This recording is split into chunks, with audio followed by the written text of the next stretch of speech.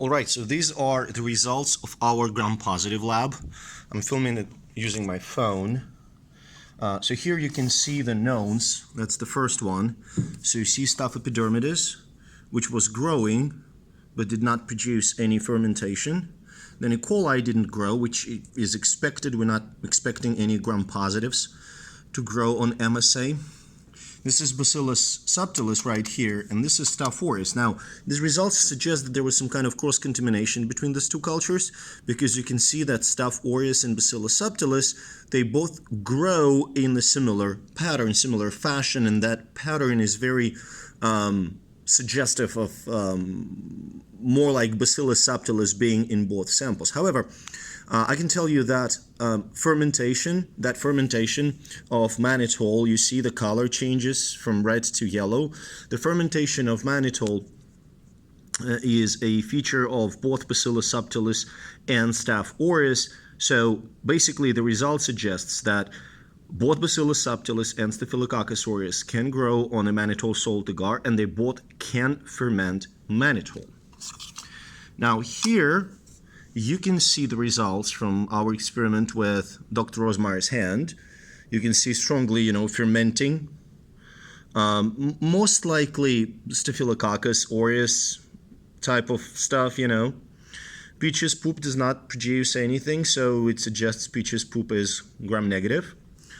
And here we've got results from my oral and nasal samples. So interestingly enough, in the oral sample, we still get few colonies suggesting Staphylococcus, and in a nasal you see quite a few yellow colonies suggesting not just Staphylococcus but Staphylococcus aureus, and it means that there are some Staphylococcus aureus cells that can be found in my nose.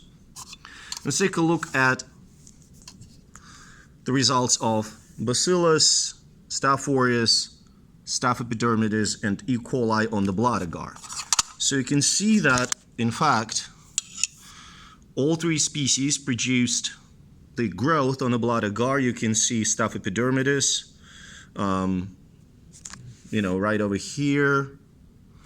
E. coli right over here. Sorry for my finger being in E. coli right over here. And these are Staph aureus and Bacillus subtilis, but as we discussed already, there is some kind of cross-contamination. What I wanted to point your attention on is this.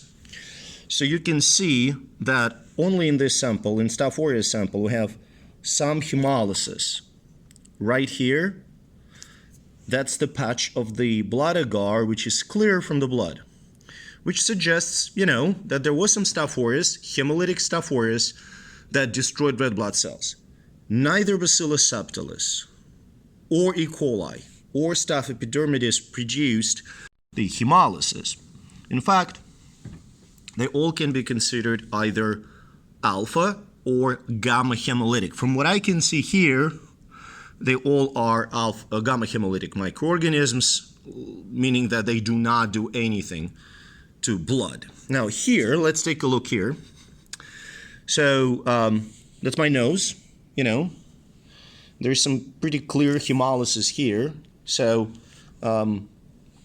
bacteria in my nose, Staph aureus in my nose, is not just hemolytic, it is beta hemolytic.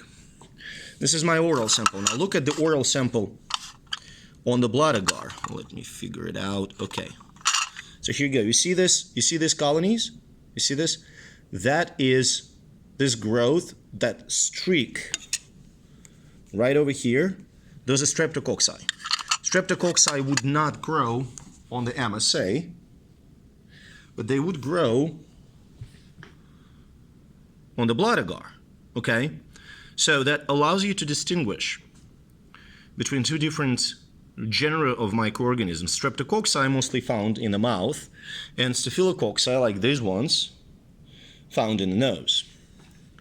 Now here you can see Dr. Rosemary's hand, gram-positive, probably staphylococci, and this is peaches. That's peaches poop, which is alpha hemolytic, and you see okay, let me check it again. vast, generous growth right here in the center of the screen. That's Peach's poop. And we're going to try and figure out what it is in another lab.